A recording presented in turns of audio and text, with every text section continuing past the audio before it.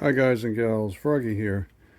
This is my Smith & Wesson M&P 1522 upside down, padded in my vise. I'm going to put a pick rail that goes into these m-lok slots, and I'll put a link in my description to this bunch of rails that I bought. I got the ones with rounded ends just because I don't like tearing up my hands when I grab the sharp ends of the ones that are squared off, you know, if I'm not wearing gloves, for example.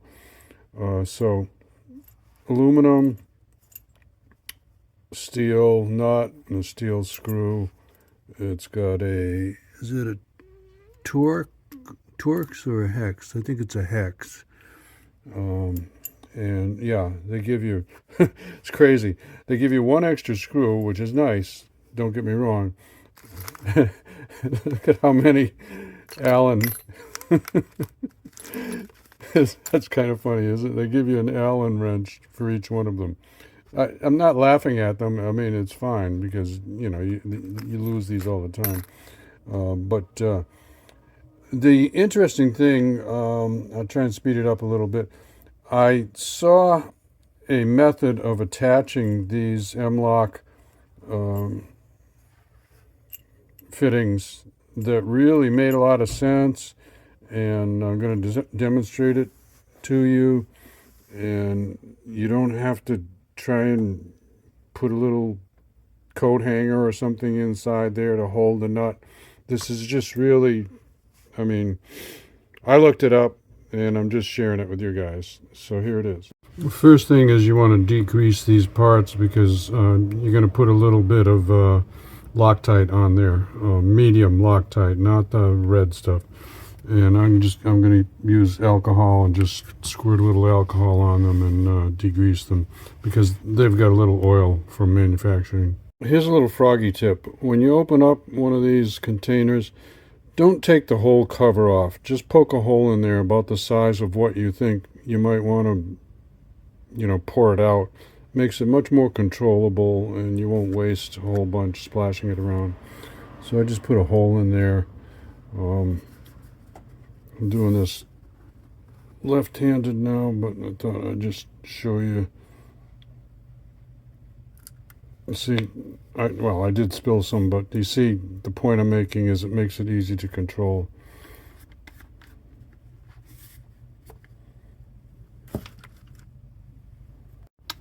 Put some blue Loctite on there. You can't see it, but I smeared some on there. This is how they go. You see the little raised up part right where my, trying to show you, right where my thumbnail is there. There's a little raised up part. I'm rubbing my thumbnail over it right now. So the flat of the nut goes up that way, and the curvy part of the nut, I'll show you one. See, the curvy part of the nut goes down towards the rail. Okay, so you tighten them up like that. Just snug them a little tiny bit. Don't really tighten them, but just so they don't move around. See how they're the long way like the rail, and then you're going to drop it through the holes, the m-lok holes, like that.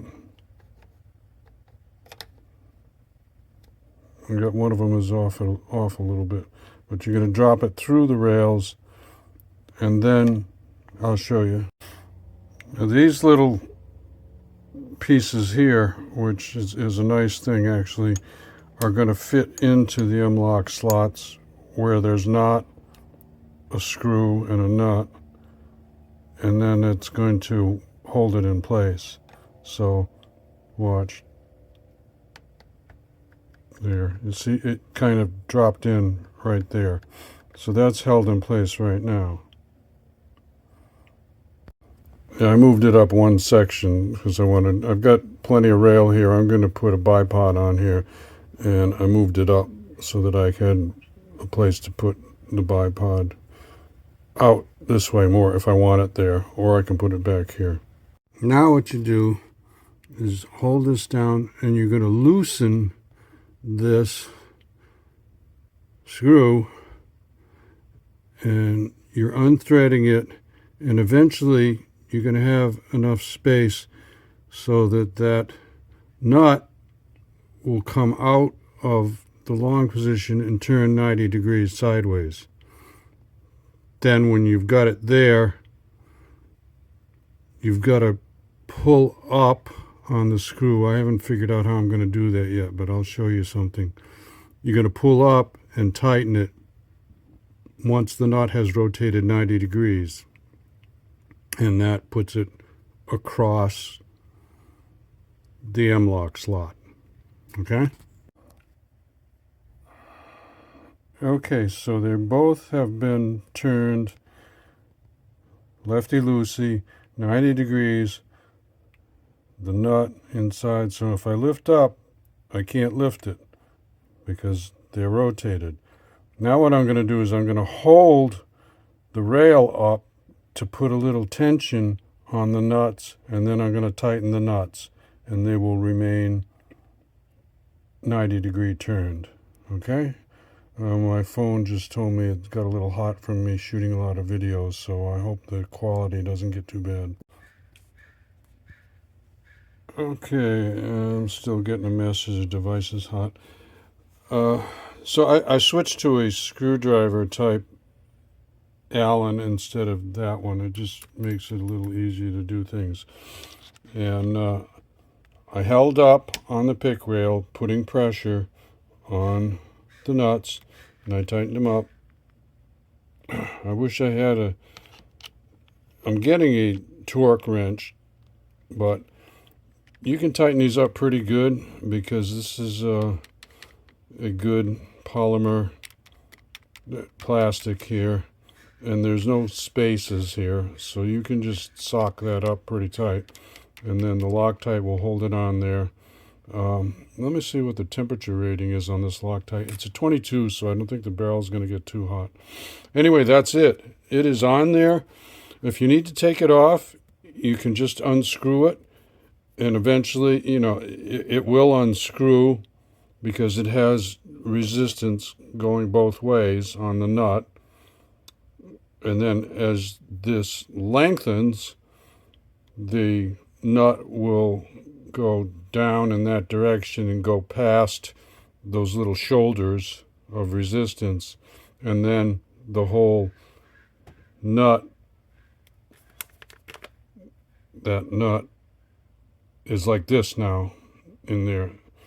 As you unscrew it, it will rotate like that, and then you'll be able to just take it out. I'm upside down, but you know what I mean. Okay, that's it. It's done.